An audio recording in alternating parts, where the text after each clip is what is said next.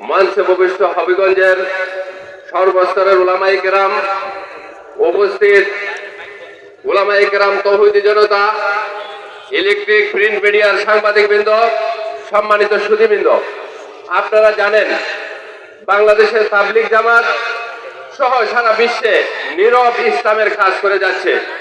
সেই নীরব ইসলামের দাওয়াতি কাজটিকে নষ্ট করার জন্য কিছু এজেন্ট নিয়োগ দেওয়া হয়েছে মোসাদ এবং ভারতীয় র এজেন্ট কর্তৃক। সেই 2018 সালে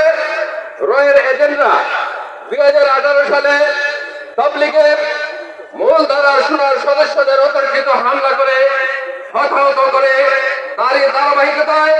2024 সালের 18 ডিসেম্বর ঘুমন্ত অবস্থায় তাবলিগের সাথী ভাইদেরকে জবাই করে পিটিয়ে হত্যা করে হাজার হাজার উলামায়ে কেরামকে হত্যা